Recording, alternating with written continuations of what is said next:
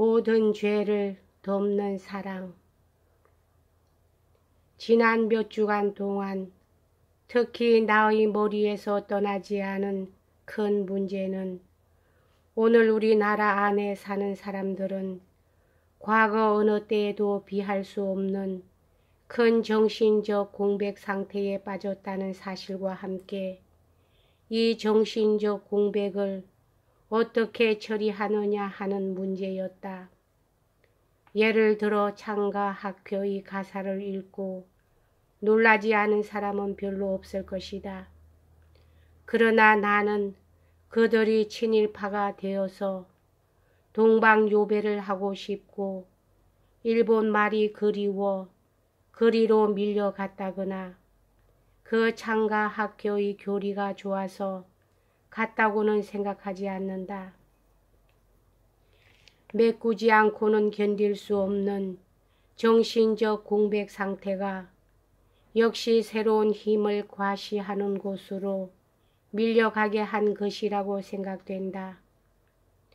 어느 지방에 가서 눈에 띄게 다른 것, 수많은 신도들이 교파의 차이를 넘어서 산속으로 성신을 받겠다고 밀려 들어가고 있는 현상도 그 하나이겠다. 이것은 단순하게 무식한 청이나 서민청에만 밀려온 물결이 아니다. 소위 인텔리청도 마찬가지이다. 내가 전주에서 인도한 강연회에는 이런 청이 물밀듯이 밀려와서 그 괴로운 장소에서 몇 시간이고 끼워 듣고는 나는 사실 비기독교인이라느니 무신론 잘하느니 하는 사람들이 많이 있었다.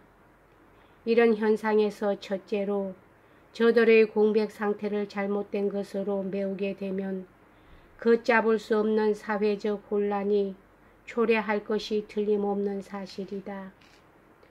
그렇다고 창가 학회에 가지 말아라. 산으로도 가지 말아라. 공산주의로도 가지 말아라.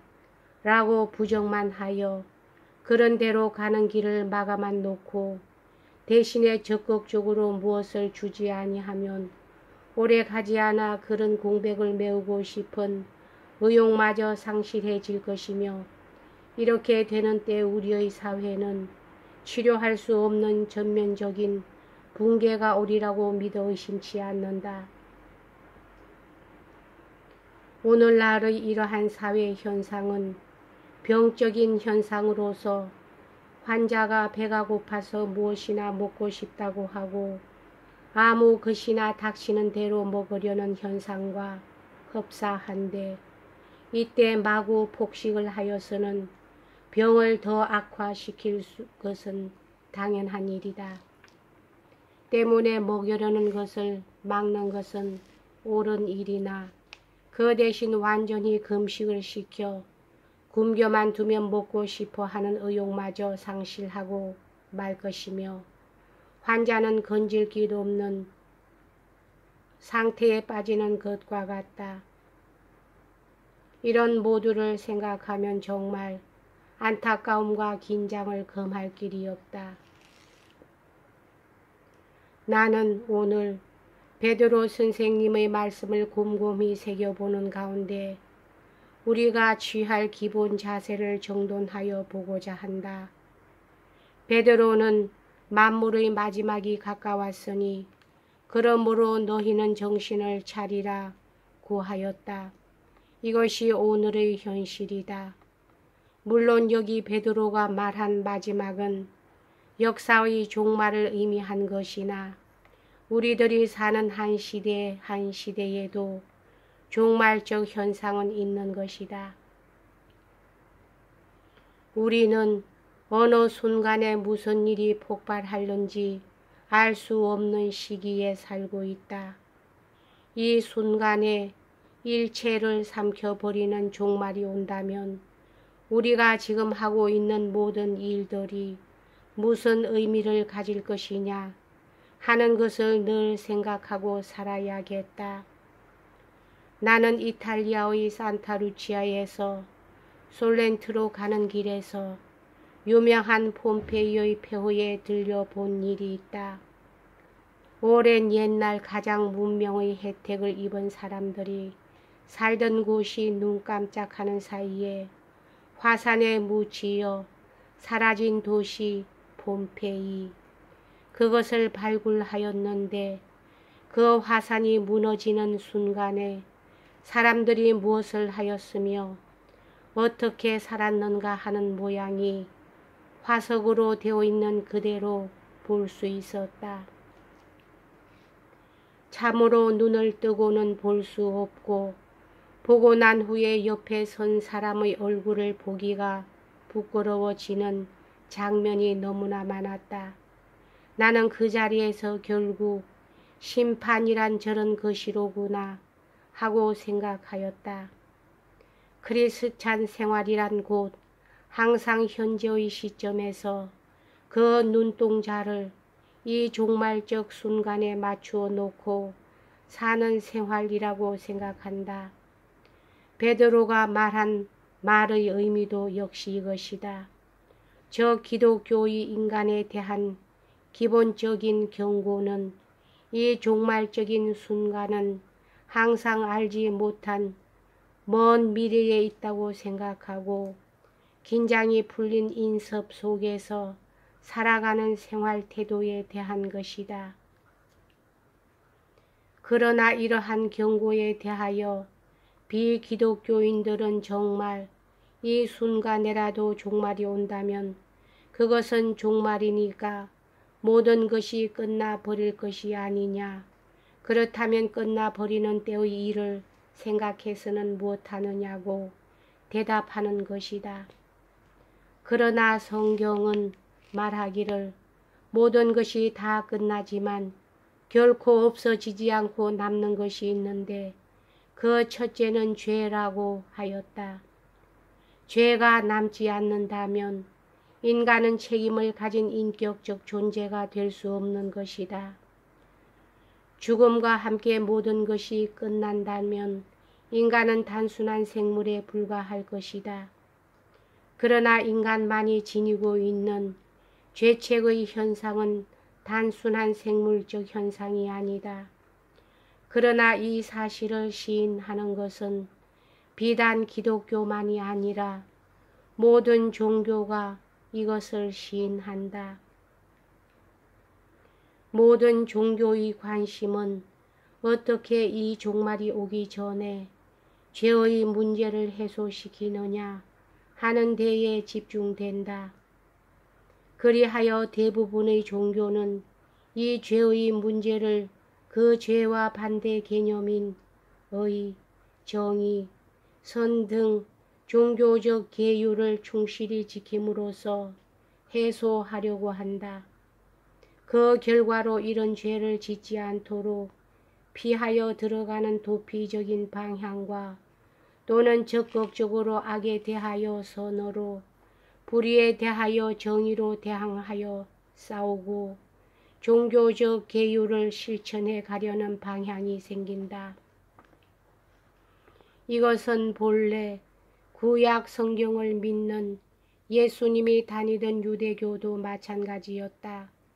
하나님은 죄를 용서하지 아니하는 심판자니까 하나님 편에 서서 산다는 것은 단순히 죄를 짓지 아니하는 것만으로 되는 것이 아니다. 나아가서 그 죄를 없애버리는 일까지 해야 하는 것이다. 그런데 그리스도에게서 시작된 그리스도교는 이런 모든 종교, 예수님이 다니던 유대교까지 포함하여 근본적으로 다른 태도를 취한다. 그 좋은 예가 요한복음 8장 1절에서 11절이다. 거기 음행하다가 현장에서 붙잡힌 여인을 사이에 두고 유대교도의 대표인 바리새인들과 예수가 함께 서 있었다. 여기서 유대교도와 예수는 공통점이 있는 바 그것은 그 여인을 분명히 죄인이라고 보는 점과 그 죄는 반드시 처리되어야 한다고 생각하는 점이다. 양쪽은 다 결코 이 죄에 대하여 무지하거나 그 죄를 변호하는 것이 아니다. 그러나 여기서 근본적으로 다른 점은 그 죄를 어떻게 처리하느냐 하는 것이다. 바리새인들은 돌을 들어 쳐 죽임으로써 그런 죄의 전염을 방지하려 하였으며 그래서 돌을 들고 서 있었다. 그러나 예수님은 서 있지 않고 땅에 엎드려 손가락으로 글씨를 쓰고 있었다. 예수님이 보기에는 그들의 징계 방법은 죄를 처리하는 방법이 아니고 새로운 죄를 더 만들어내는 것이었다. 정오심, 독선, 그것은 결코 죄를 해결하는 것이 아니고 죄 없는 하나님의 아들마저 죽여버리려는 반인간적, 반신적 자기인 것이다. 죄인을 대하는 그는 돌을 들고 분노에 찬 얼굴로 마주서는 것이 아니라 허리를 굽혀 땅에 엎드려 글을 쓰고 지워버리는 것이었다. 그는 그 여인에게 사죄를 선언하였다. 죄의 문제를 해결하는 것, 그것은 곧 인간의 문제, 신의 문제, 역사의 문제를 해결하는 것인데 이것은 종교, 즉 사랑으로서만 가능한 것이다. 죄의 반대 개념은 법률이 아니고 사랑이다. 그런 고로 모든 것에 종말이 오더라도 최후까지 남은 것은 죄와 사랑인 것이다. 그리고 죄보다 훨씬 더 강하고 궁극적인 것은 사랑이기에 적극적인 사랑만이 죄의 문제를 해결하는 유일의 길이다. 그러기에 여기 베드로는 크리스찬이 항상 명심해야 할 사실을 가르치고 있다. 1. 종말은 눈앞에 와 있다는 것, 이것을 잊어버리는 때 긴장을 잃은 인습화, 습관화한 속물 생활에 젖어버리게 된다는 것. 2. 그 종말에 눈을 두고 산다는 말은 현재에서 정신을 차려 무엇보다도 열심히 서로 사랑하는 것이라는 것. 즉, 결코 도피적이거나 죄를 피하는 것이 아니라 사랑에 의하여 모든 죄를 해소시켜 버리는 생활을 하라는 것. 여기에 열심히 사랑하라의 열심은 기분적으로 뜨겁게라는 의미가 아니고 지속적으로 끊임없이라는 뜻이다. 다시 말하면 전 생활의 중심이 항상 사랑을 위하여라는 자세를 견지하라는 것이다.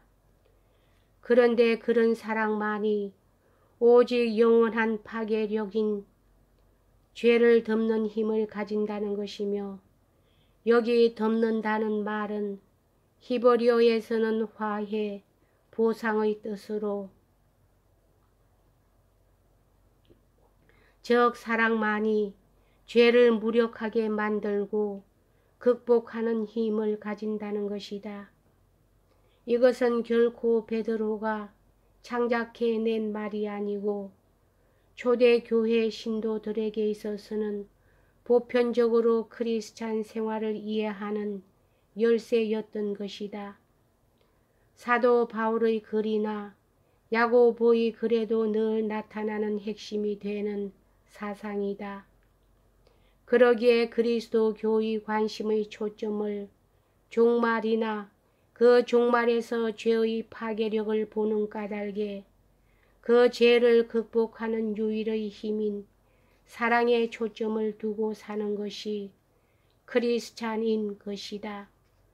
이 사실은 너무나 명백하게 되어 있으나 이 명백한 사실을 항상 흐릿하게 하는 데에 모든 혼란의 원인이 있다. 그런데 이렇게 명백한 사실이 왜 항상 흐릿해지는 것일까? 그리스도 교에서는 사랑만이 죄를 극복하는 힘이요 모든 것을 창조해내는 영원한 창조력이라고 믿지만, 그러나 영원한 파괴력인 죄는 거짓된 사랑에서 생긴다는 것이다.